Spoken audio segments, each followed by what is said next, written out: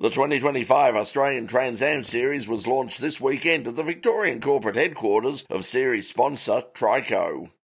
The Trico Camaro and the Mustang of defending champion James Moffat were on display, as well as a small assortment of classic road-going sedans to act as a counterpoint to the more modern machinery. The Trans-Am Series was one of the few real winners in the ARG Shannon Speed Series, and the 2025 championship will build on that with even more cars, up to 50 at Mount Panorama later this year. Garry Rogers Motorsport will again run a number of cars in the series, including another year with the defending champion. We're running 5 cars. Running James Moffat, James Golding. James Golding's doing the non-supercar rounds, and at the supercar rounds, Elliot Cleary will be stepping into that car, which is great. We love having the young guys on board. We've got Lockie Evernet and Tom Davies returning. So Lockie Evernet, a young up-and-comer, done a lot of racing in the last couple of years. Only just turned 17 just a week after Tasmania. So great to have a young guy, and that's really the DNA of GRM over the years, bringing young guys through. And Tommy Davies was there last year in his first year and did a really great job, and it's great to have a second year with him. So, really looking forward to the season to start in Tasmania in about 3 or 4 weeks, and pretty strong field this year, Brett. I think we're talking 30-plus cars in Tasmania. The second round at Bathurst are going to have near 50. So, really exciting times for Trans Am. It's interesting that, with so many categories out there at the moment, a lot of them are struggling. But as you say, Trans Am seems to have found the formula. So, what is the formula? I think the formula, look, in Australia, there's no doubt that, V8 manual gearbox racing is what the young guys like to do. I think all the young guys coming through karts and things, sure, I think there's obviously a percentage that would, dream of getting into Formula One, but really in Australia, the aim for all the young guys is to get the Bathurst and race in a supercar. So I think Trans Am offers, it's a great stepping stone to a career in supercars. Cost-wise, all forms of motorsport are very expensive, even from the go-kart days, but, for a 600 horsepower V8 formula, the Trans Am offers great bang for your buck. So I think the cost of it, the competitive nature of it, it's a controlled category, so it's not an engineering race who has the best widget. So I think it's where the attractiveness is from both the professional level, but also, there's a dozen guys that run around, and I hate saying it, the back bit in that, their own little race, towards the rear of the field, guys that just enjoy going motor racing. So, I think that the value of it's probably what's attractive, and and it's exciting racing. The Trans-Am Series is becoming a popular step on the ladder to the holy grail of Australian motorsport, supercars. The latest young driver to join the series is Charlie Nash, son of Tickford Racing team owner Rod Nash. Stepping up from karting and excels, Nash will also run in the 2025 one-make Toyota GR Cup. Chose it because the 86 series starts halfway through the year, so we needed something for the first half, and I think this is the best option for us. Excellent class, excellent people in the class, like your Todd Hazelwoods and your Moffats. So great competition, high class racing, and I'm loving how the car feels, and I've adapted to it, feel quite well, and really excited to bring what the year brings. See what the year brings. It's a big jump from karting and the Toyotas into a 650 horsepower Trans Am car. You said you were comfortable with it. For the initially jumping behind the wheel, what were the first impressions? Yeah, well, obviously karting with your little 12 horsepower engine, and then went up to XLs when I was 14, and then kept on bringing it up through the classes into the 86 Cup Series last year, which is also an amazing class. And then we stepped it up from, I think it's 250 horsepower up to 650, and so quite a big difference. But I think I'm ready for it, and see what the year brings. So you're doing both series this year, as you say, with the Toyotas. Interesting that it is starting so late. The Scholarship Series is starting this weekend down at Phillip Island, but the main series is not I think it's called now the GR Cup is now coming up later in the year. Are you happy that it's a more condensed series this year and that you can really focus on those series? Well, I think that's how they configure the two classes, obviously the Scholarship and the Cup Series. I think they're trying to, you start the year off in the Scholarship and then move to the Cup. We just thought this would be even better choice for ourselves. And yeah, especially with Tickford backing us with this, it's going to be great. But yeah, like you said, being halfway through the year, I think this will really get me up to speed, and yeah, try to go real well in that 86 series, and yeah, keep being competitive in the Trans Am as well. You mentioned, of course, the support of Tickford Racing. I mean, are they very hands-on in this program, or is it basically run by Paul Morris and you're just carrying sort of the branding of the family business sort of thing?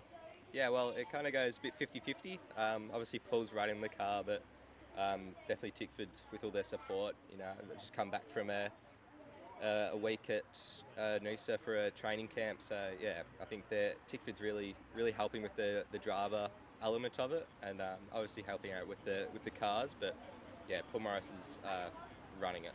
What about Paul Morris? I mean, he's become sort of the driver whisperer in a way. I mean, he's out there, and a lot of young drivers put a lot of faith in him and in his training and in his wisdom. I think back in his racing day, we would have sort of not associated the words wisdom with Paul Morris, but he's obviously got something now. What does he bring to a young driver like yourself? Yeah, well, yeah, you definitely can't knock him now. You know, the proof is in the pudding with multiple champions he's bringing up when they're younger. He's just got really simple. He's got a great way of teaching. Yeah, as you said, back in the 90s, you wouldn't have thought, you know, he would have been the best mentor, but yeah, definitely now, it's great. Yeah, he's really good with the younger kids and even older.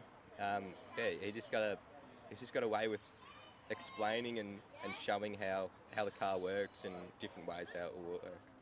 So what are your long-term plans? I mean, everyone would say obviously it's supercars, but I mean, are you looking at alternatives as well? I mean, you're looking at perhaps something overseas or GT cars or something like that as well, because there's a bit of a logjam in supercars at the moment. So getting an option in the next 2 or 3 years might not be all that easy. Yeah, no, I think that's definitely what I'm looking to do is supercars. Yeah, I think, you know, obviously it's not for everybody. A lot of people like to go overseas and do GT3 or even try to get into F1, but I think supercars last weekend, I think that's really shown how well the class is getting, especially with the Gen 3 class. I think it's gotten really competitive and really exciting to watch. So yeah, that's just gotten me even more eager to get into that class. So you mentioned, Paul Morris as a mentor, but you're also hanging around with a couple of guys called, Cam Waters and Tom Randall. Yep. You getting any sort of feedback from them as well? Any friendly advice? Yeah, well, I've worked quite closely over the last years with Thomas. I definitely owe a lot to him about how I've come, and yeah, I definitely don't reckon I'd be anywhere close to where I am if I didn't have Thomas to help me out and teach me, especially on the Dream simulators. They're great, those simulators. You know, the amount of data they can pull out of that to be exactly like what it is in real life. It's crazy, but yeah, it's definitely, Thomas has been a big help. But also having Mark Winterbottom as a mentor this year. Obviously, he's come on board to be the mentor for the Tickford Autosport and co-driver for Tickford Racing. But yeah, you know, the amount of years he's got under his belt with experience with racing, I don't think many other people could have the experience he's got. But yeah, I'm really excited to work with them and start working with Cam a bit more, and yeah, it should be good. While the Trans Am has been a slow burn success, another local V8 class has not fared so well. S5000 came with great hope for a return to the glory days of Formula 5000, with large fields of big V8 powered open wheelers attracting huge crowds. But nostalgia ain't what it used to be, and sadly the cars now sit in the Garry Rogers Motorsport headquarters awaiting new buyers.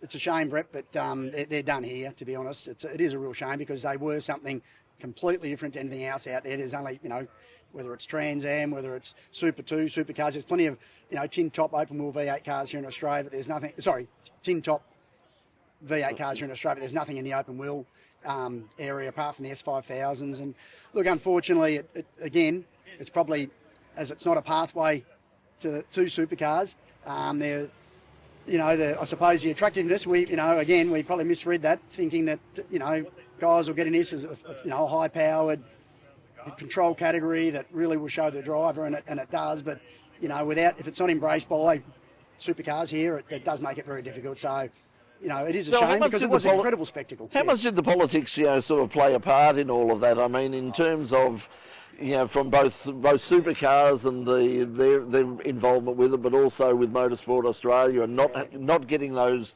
licence points, those super licence points, when you had a car that, in terms of its performance, were the fastest, often the fastest cars on the track in Australia. Yeah, I think, look, and probably credit in recent times to Sunil Vora, who's now in charge at MAE. They have included the S5000 under to rejig how the super licence works. So it is achievable to get through in S5000, but the allocation of points, you'd have to go to the charts, but it's such a small allocation of points, you'd need to do 4 or 5 seasons in one to get the number, and as much as it is quite an affordable category, you can go and do one season in Super 2, finish in the top 10 and you've got your licence. So, we understand that for the business of supercars, it's important that the older generation cars, are being, utilised, and that is their pathway to the main game. But it probably does.